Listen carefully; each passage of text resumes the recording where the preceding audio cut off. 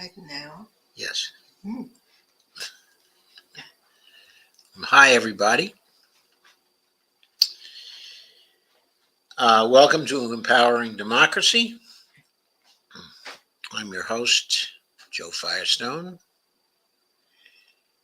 And the topic of this live stream is price gouging and the closing economic message. That's the closing economic message for Democrats, okay, of course. So, I'm going to begin by sharing a piece from Common Dreams,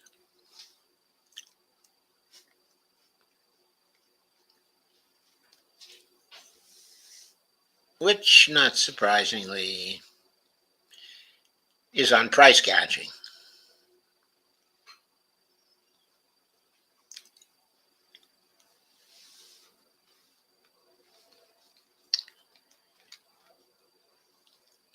A shopper pauses in the aisle while shopping for food items in Alhambra, California on April 12, 2022. Undoubtedly, the shopper was cursing under his breath. But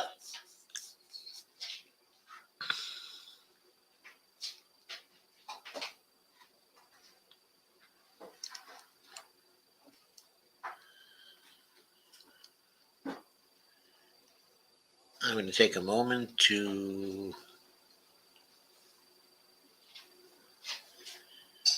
share. Let me make sure I'm sharing the right thing.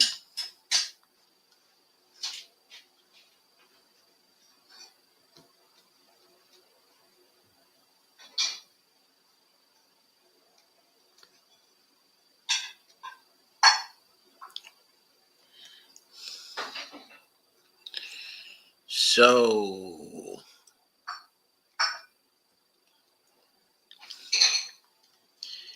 the title of the piece is Price Gouging Corporations Helping Drive Inflation Must Be Held Accountable. So there it is, laid out there. One of the major causes of inflation, according to the article, is price gouging. This is by Lindsay Owens. It was picked up from the Boston Globe on October 27th, 2022.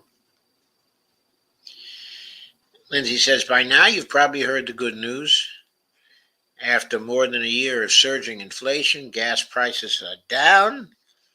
Pandemic supply chain snarls are starting to ease. And shipping costs for companies are coming down. But instead of passing on the savings to customers, companies are making a different choice, which, by the way, was a predictable choice. Okay, if the governments just stood back and let it happen. Certainly the government should have anticipated, they probably did anticipate, but didn't care, that without them doing anything, companies, corporations were going to profiteer, especially in an economy where for a generation or more now, actually more, for 40 some odd years now, people have been preaching, members of Congress have been preaching, presidents have been preaching that the government should not interfere with the workings of the market. Never mind the obvious truth that we don't have a free market. It was never a free market when they started preaching about this. There was no reason to believe that it was going to act like a free market. All they did was substitute a market that was regulated far more by the government than it is now, with a market that was very much unregulated by the government for the first time in a couple of generations.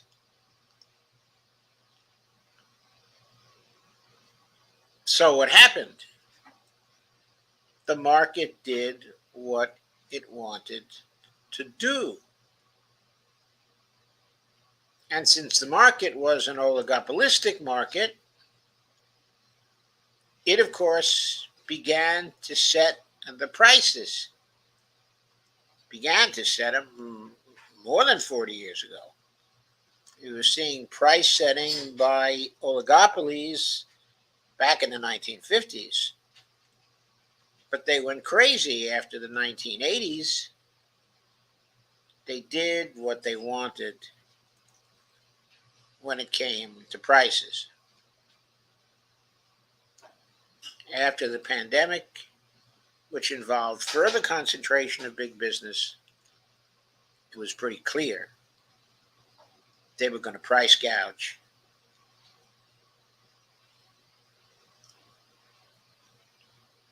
The executive branch of government should have anticipated this.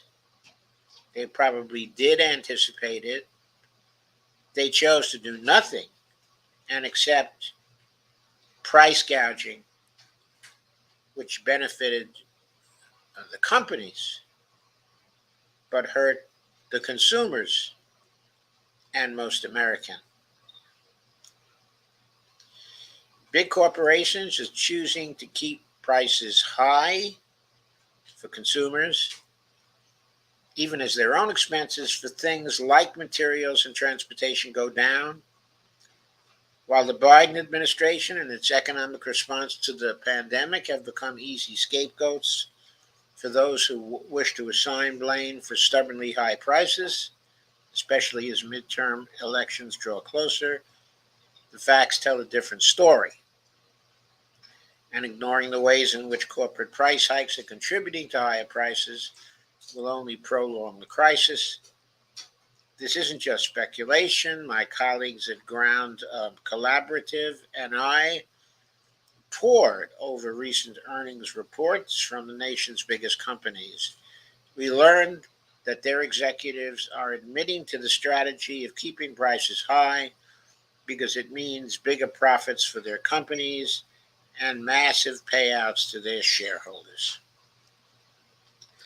For example, the chief executive officer of PPG, a Fortune 500 paint corporation, was asked if the company would lower prices as the cost of raw materials subsides. In response, he said, quote, "We're not going to give this pricing back.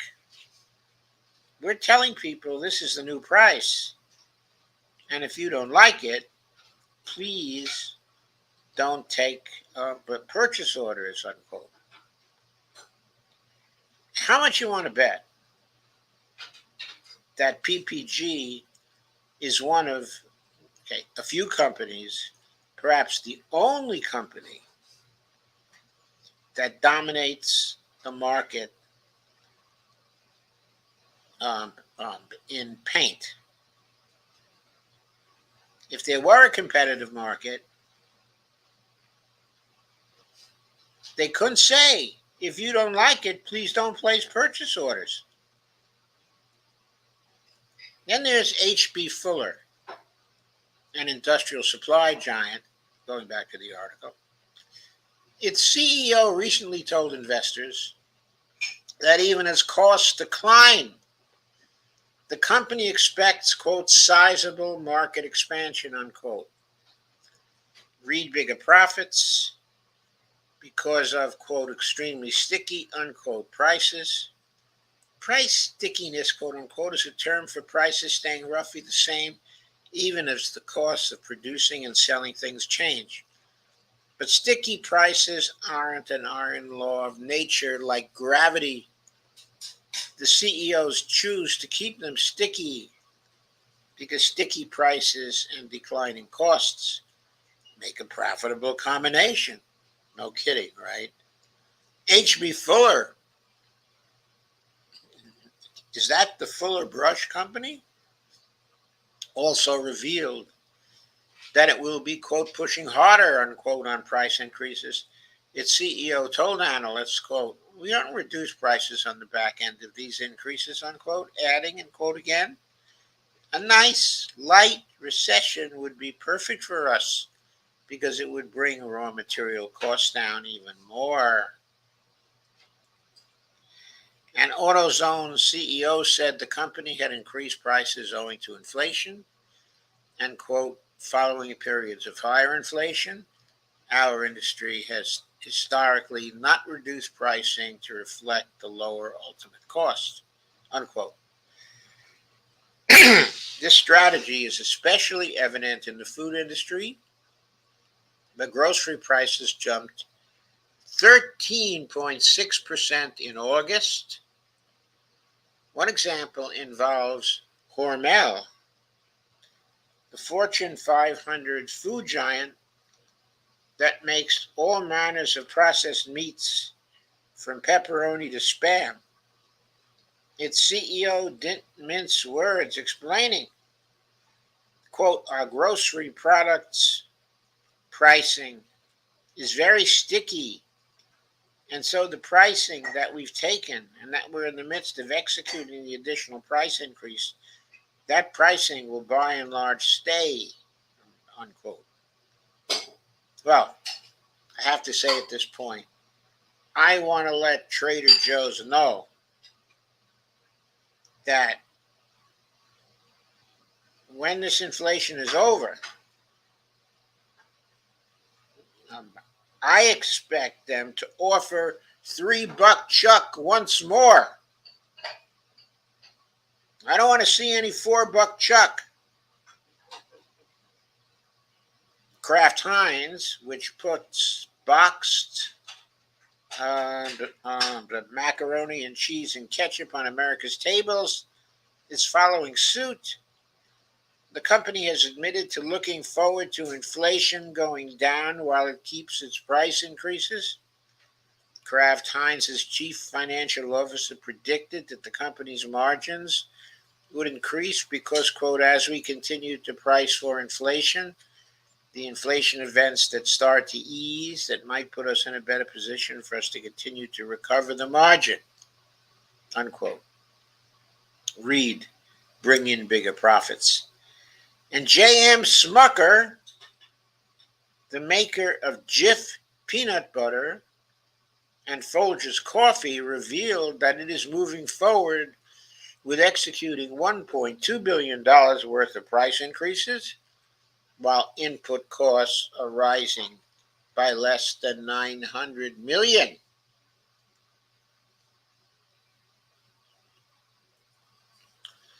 Of course, many factors affect prices. The pandemic, supply chain disruptions, and the war in Ukraine, to name a few. But because of excessive corporate power and consolidation, which, by the way, happened due to the pandemic, further consolidation during the pandemic, and financial markets designed to maximize short-term profits, big corporations with huge market power don't think twice about extracting ever more profit to line the pockets of their CEOs and shareholders. The proof, they're now seeing the highest profit margin since 1950, thanks largely to massive price markups. And yet there are actions that policymakers can take to crack down on corporate profiteering. For example, Representative Katie Porter, a California Democrat, introduced the Competitive Prices Act, which would close loopholes in antitrust laws that corporations use to collude and jack up prices. In recent years, the two dominant manufacturers of insulin hiked prices by several times on the same day because they controlled the market together. Porter's bill would make that illegal. Some 38 states, both red and blue, already have price gouging laws on the books, suggesting that this type of government intervention is neither controversial nor partisan. A federal standard is needed to combat the nationwide scourge of inflation profiteering.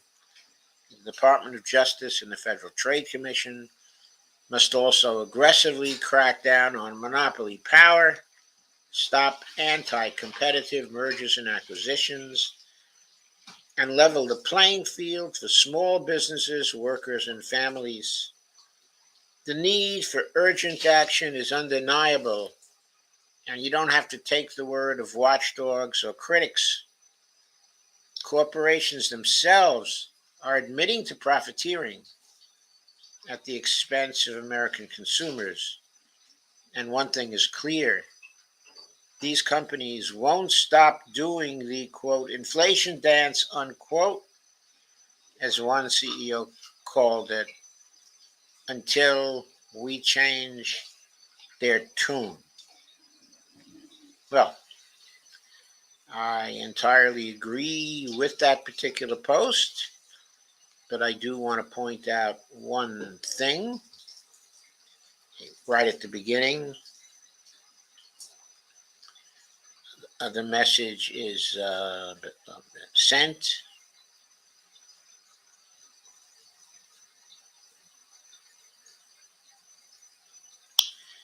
Big corporations are choosing to keep prices high for consumers, even as their own expenses for things like materials and transportation go down.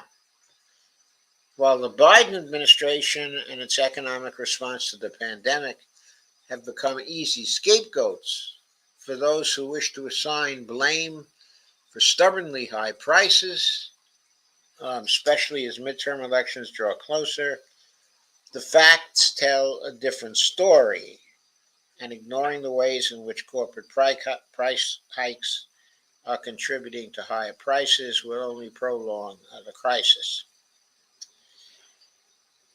Uh, I certainly don't want to ignore the ways in which corporate hikes are contributing to higher prices. The article very clearly demonstrates how that is happening and what the motivating factors are. But it does not emphasize one very key factor,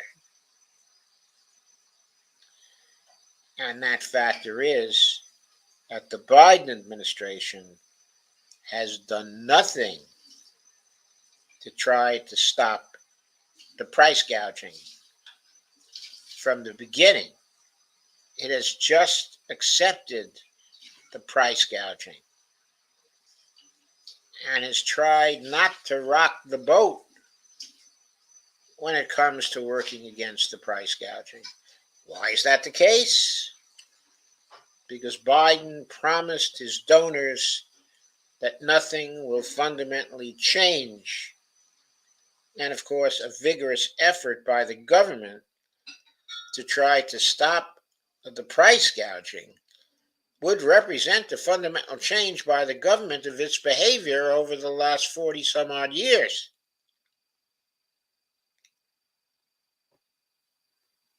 There has been no regulation, little or no regulation. There's been no pushback against the increasing concentration of business and the gains in market power that have resulted over the last 42 years in industry after industry. When Biden came into office, he could have started a vigorous campaign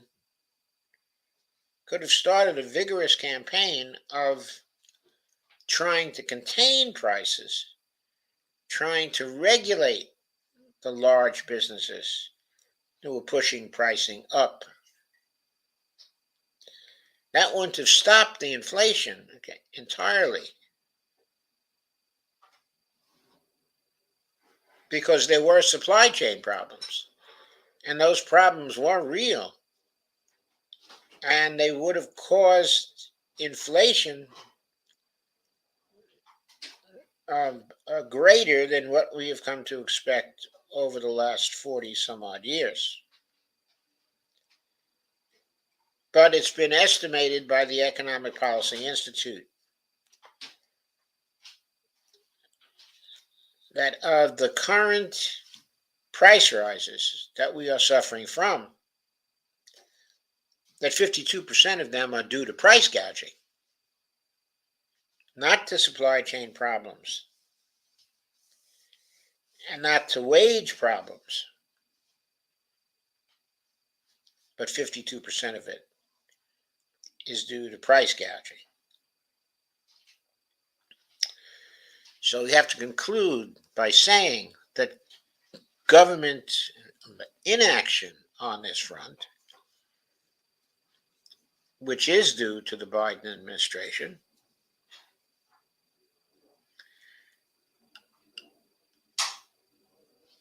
I'm sorry, that while price gouging, that is due to the corporate leaders, okay, and their decisions. The continued existence of price gouging is due to the Biden administration's doing nothing about it.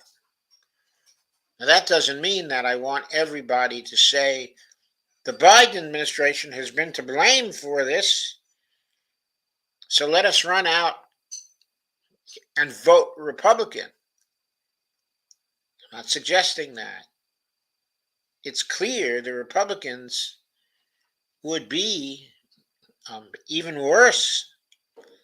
At least the Biden administration has been making some noises about tighter regulation, okay, of business.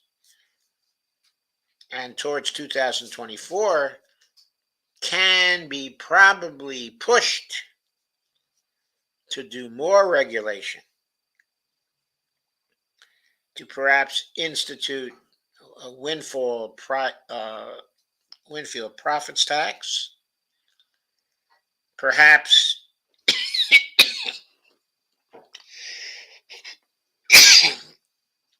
to go as far as declaring a national emergency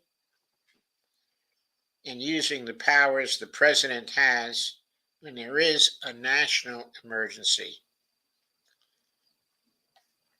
to roll back prices in certain industries that are engaged in price gouging.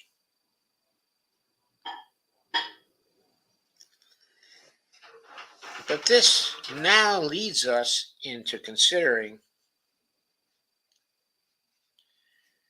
the issue of what the closing message of the Democrats ought to be in this campaign.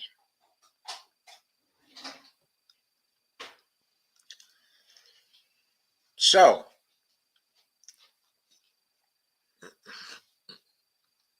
okay, I'm now going to share another piece.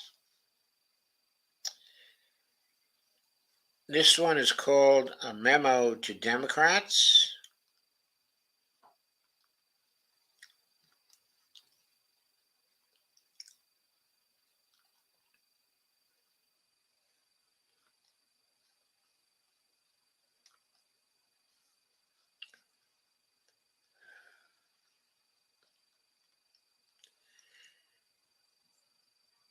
You should be seeing it now. Yes.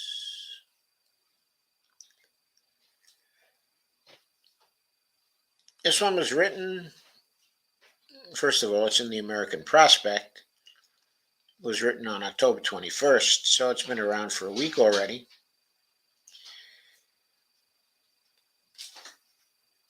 It was written by Patrick Gaspar, Stanley Greenberg, Celinda Lake, and Mike Lux, well-known Democratic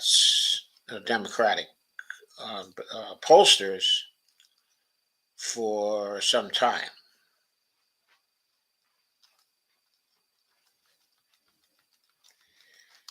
There's a picture of John Fetterman,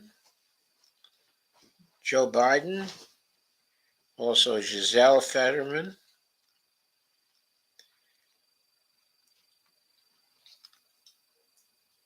I don't recognize the fourth person in the picture.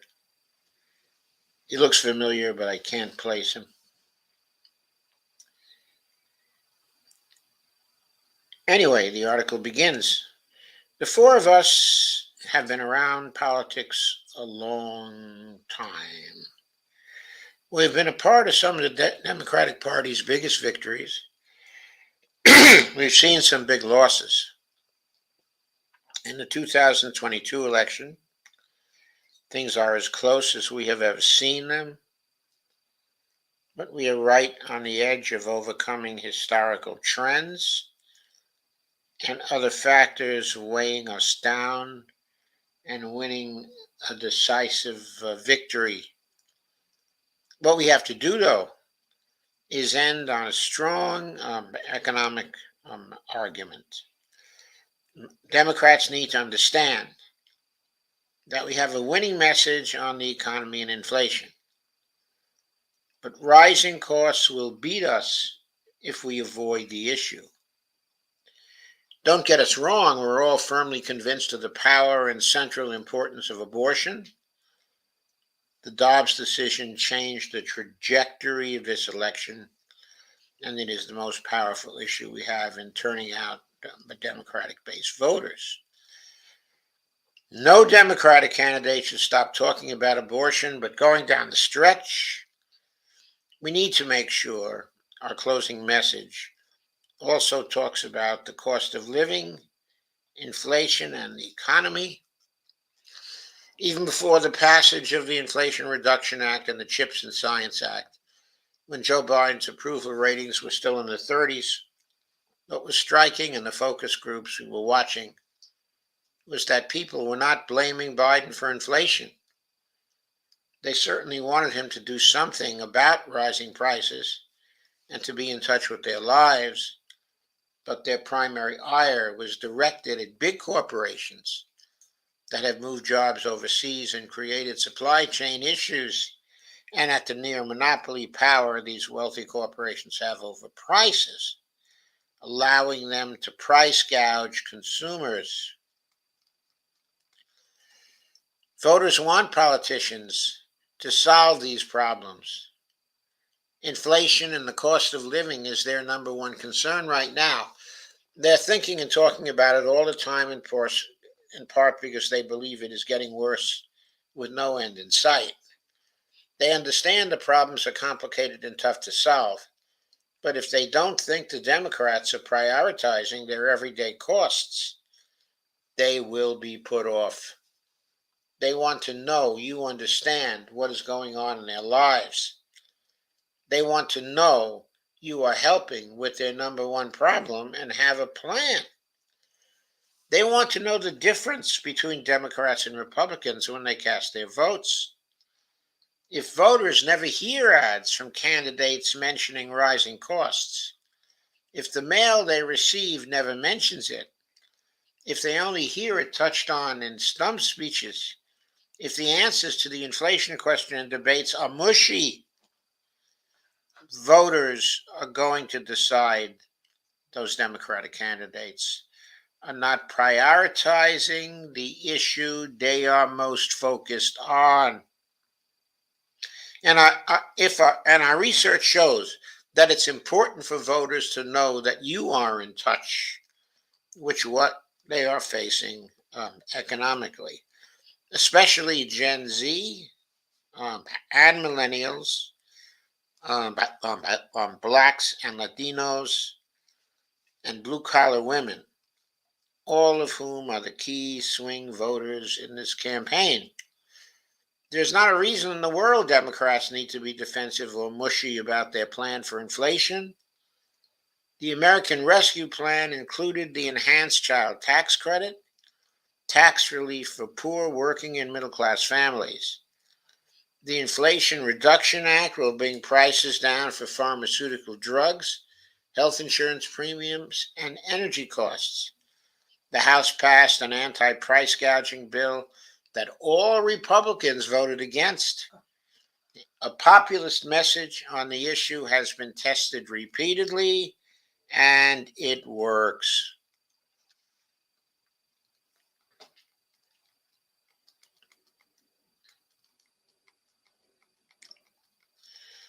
That Republicans voted against or stopped many of these measures is a key reason to highlight the difference of what happens when you elect Democrats or Republicans.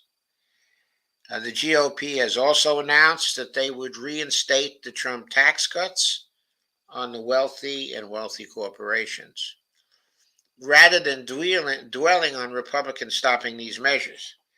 We should embrace those popular answers as key to the choice in the election. Democrats defeated special interests, including big oil companies and big pharmaceutical companies, to make these happen. So here's the choice in the battle over the cost of living. Democrats fighting special interests to help working people with these high costs, or Republicans simply helping their big corporate donors. This is the time for a powerful close that shows Democrats embracing these messages. One, quote, wealthy corporations with monopoly power are jacking up their prices and their profits are going through the roof. Big oil, food, shipping, healthcare, and real estate companies have been making record profits over the last 2 years. I will crack down on price gouging. But to be clear, my opponent takes the opposite position, unquote. Item 2, quote, I will fight hard to bring down healthcare costs, especially for prescription drugs, because we passed the Inflation Reduction Act. Democrats took a good first step. Pharma is going to have to negotiate with Medicare on prescription drug prices for the first time. It's about time. And Medicare premiums as well as drug costs will be going down as a result. I want to do even more to lower costs, but the Republicans want to repeal negotiating prescription drug prices, the price caps on insulin, the lower health insurance premiums, and the cap on seniors' out of pocket drug costs, all while having no plan of their own. Seniors will be getting the biggest increase in their Social Security payments in 40 years, which will help them cope with inflation. But Republicans are talking about ending Social Security, um, um, unquote. That, by the way, is a very good message, and it's right on the money about what Republicans want to do. They've been talking about it for the last 3 weeks as they think they've gotten closer to election. They've been talking about having a debt ceiling crisis so they could extract from Democrats compromises on, let's say, negotiating prescription drug prices. They want that gone. Price caps on insulin. They want that gone. The lower health insurance premiums and the cap on seniors' out of pocket drug costs. They want that gone. And they do talk about ending Social Security or cutting it back greatly, and also on doing the same to Medicare as a result of exploiting the upcoming debt ceiling crisis that they plan to create. Item 3, quote, I will fight for the child tax credit, which will give parents up to $600 a month to help with groceries, gas, and housing. And I'm going to pay for it by taxing wealthy corporations and millionaires who are paying little or nothing in taxes right now. My opponent is against the child tax credit and wants to give structural tax cuts to corporations and the wealthy. Well, I don't particularly care for that message because it's got some fallacies in it. Let's go over it for a minute. Quote, I will fight for the tax credit, which will give parents up to $600 a month to help with groceries, gas, and housing. The message should have stopped there. It should have gone on saying, the American Rescue Plan instituted the child tax credit. But Democrats weren't able to get the votes to make that child tax credit permanent. When we tried to do this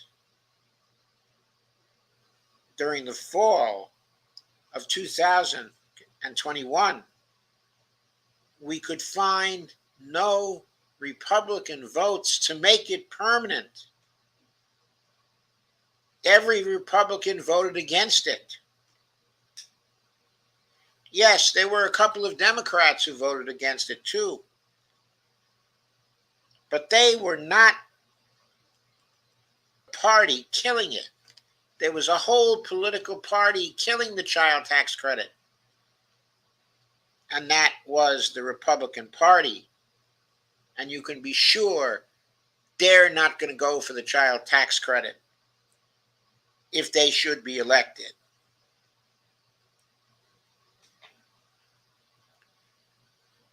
I wouldn't say a word about I'm going to pay for it by taxing wealthy corporations, okay, and millionaires. Because you don't pay for things by taxing. That's the truth.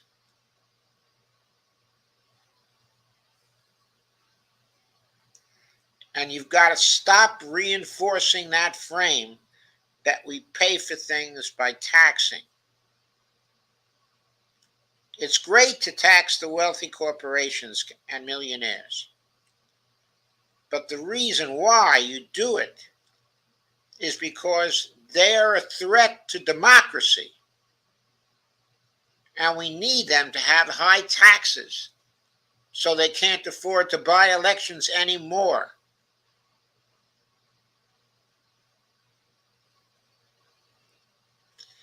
I'm against tax cuts for the wealthy. I am for the child tax credit, even an expanded child tax credit.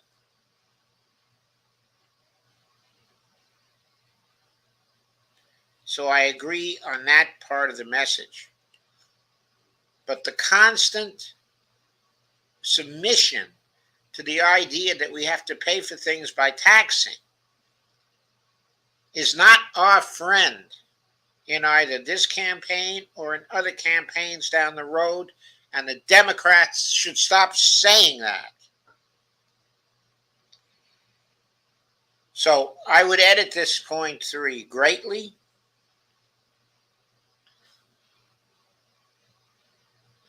I would emphasize opposition to the structural tax credits to corporations, okay, and the wealthy. If one feels one must say how one is going to pay for it,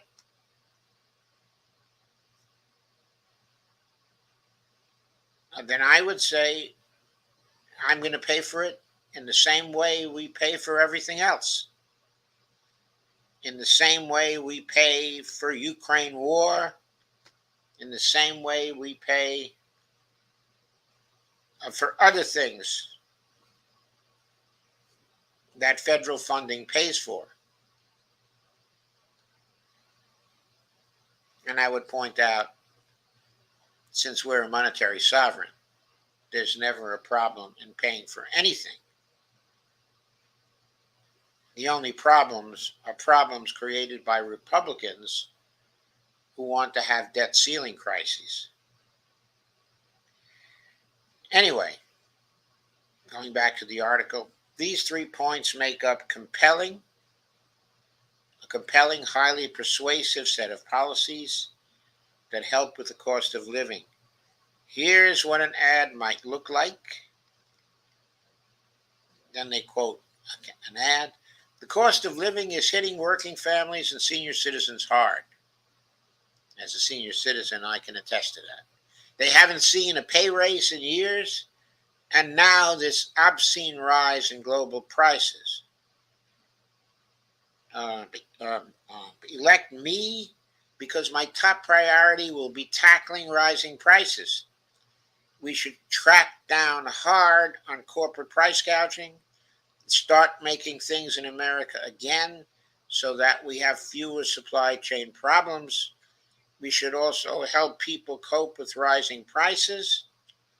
Under the Biden administration, Social Security's cost of living increase was the biggest in 40 years, and Medicare premiums went down for the first time in a long time. The Inflation Reduction Act lowers drug prices by forcing Big Pharma to negotiate with Medicare. But we need to build on that to keep healthcare costs declining. Republicans will undo all that if they regain power. For parents, we should bring back the expanded child tax credit, which give parents up to $600 a month to help with housing, groceries, and gas prices, paid for by finally making wealthy corporations pay what they owe.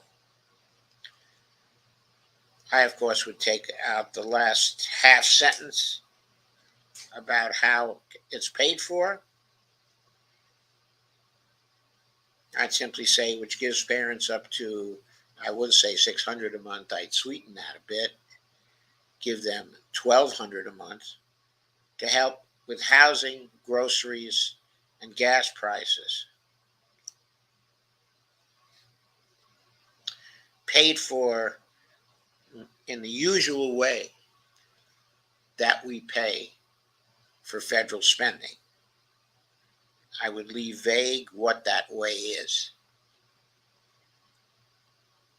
I quote again, I will fight for you and your family, not just to survive, but for the freedom of every family to thrive, because every American deserves a shot at the dream. Yes, Democrats also keep talking about the fundamental threat to the right to an abortion. That remains a priority we have to deliver on too. It's really important in turning out the Democratic vote and persuading swing independent and Republican women to vote for us. But your path to victory is also to make sure voters know you will prioritize fighting rising costs and for an economy that works for working families. Well, with those suggested edits, I certainly agree with that. I don't know whether Democrats are starting to deliver that kind of a closing message. There's still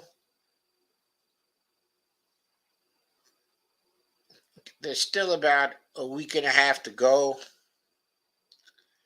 There is time to deliver that closing message. This article was pretty explicit about how to deliver that closing message. I hope the Democrats will act on it. It will certainly gain them some votes. This is a very close election by all accounts. The best evidence we have shows that Democrats have stopped falling now vis-a-vis Republicans and are starting to gain back some ground. So even though this closing message may not give them that many additional points, it will give them enough to get over the top, to hold the House of Representatives, and to get a bigger majority in the Senate. And that's what is needed right now. I also need to remind you that if we don't have the Democrats win right now, it will be much easier for the Republicans, now a fascist party, to close the deal on making this a fascist nation.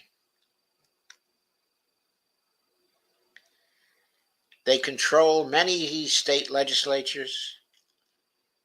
They're trying to get the United States Supreme Court to embrace the independent state legislature doctrine, which would allow state legislatures to overturn elections, including elections for Congress, okay, and elections for the presidency.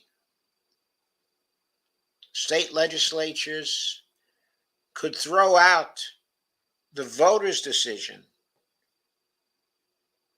in states they control and could select their own electors to send to Washington. We can probably stop that with some timely national action and legislation. We can certainly stop it if we were to pack the Supreme Court now. If the Democrats should win the midterms, they could pack the Supreme Court even during the lame duck session, but they could certainly pack it in January to stop the possible coming decision which would allow the legislatures to overturn elections. Now, I can't guarantee for you that the Democrats would do that. They have been utterly spineless when it comes to getting rid of the filibuster and when it comes to packing the court. Utterly spineless. The other day, John Fetterman said he wouldn't support packing the court, if he were elected. I'm betting that if the Democratic Party decided to pack the court, John Fetterman would go along. He would not stand in the way, because people could easily explain to him why packing the court is necessary. If it looked like this court was about to overturn democracy, I would bet my bottom dollar that John Fetterman will vote to pack that court.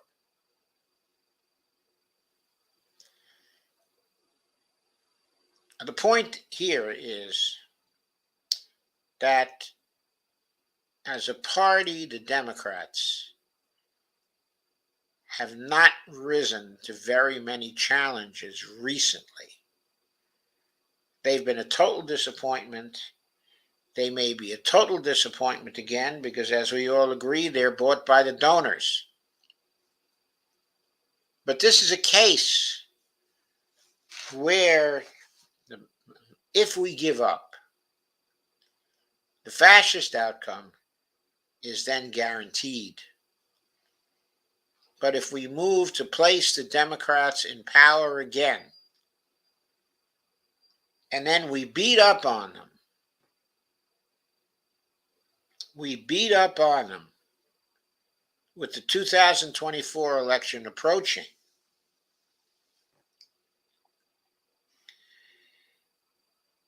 then we may have a chance to get them to defend our democracy and to defend the interests of the people with policies that do good things for people, with policies that increase the legitimacy of democracy. which right now is falling fast here in the United States. Job one has to be to defend democracy in part by increasing the legitimacy of democracy by getting it to deliver for most people with good policies that are on the side of the people, not on the side of the donors. I'll check in on your comments now.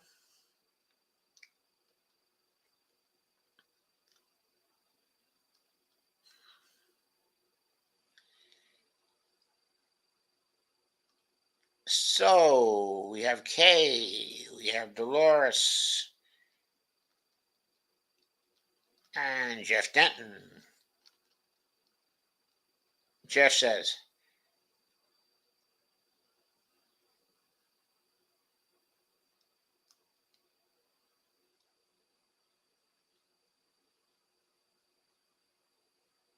hi, Dolores. I'm really suspicious about the timing of the Supreme Court purposely leaking a memo so that the Democrats could fundraise off of it just before midterms.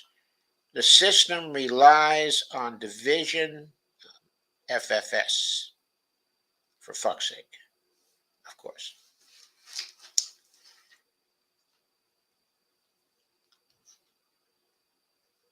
Oh, that's the only real substantive comment. How interesting. So, okay, I didn't see them purposely leaking a memo.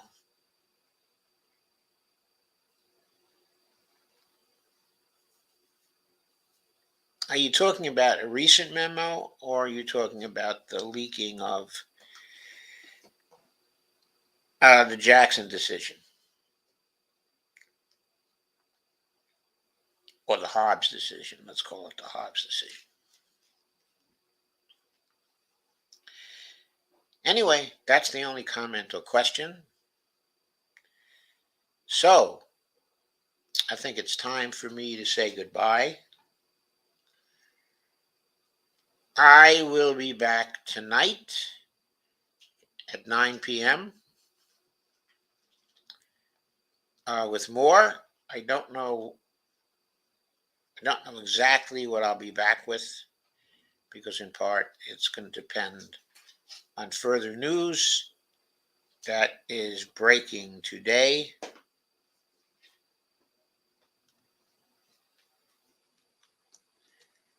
But there are good things to talk about right now. For example, $1 trillion fossil fuel gambit. For example,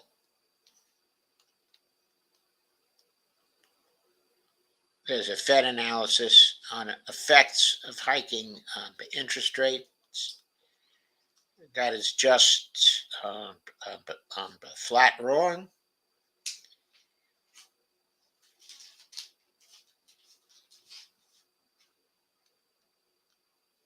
And there's also Joe Biden, liquid natural gas, and a climate disaster to talk about. So there are plenty of things to talk about. And I will see you again tonight. To talk about them, I need to remind you before I sign off that I have a Patreon account, patreon.com/Joe_Firestone. And then there's my Buy Me a Coffee account as well. I could use a coffee today, even though I do not drink coffee anymore. I drink tea. So, same difference. Have a nice day. I'll see you at 9 p.m. tonight. Thanks.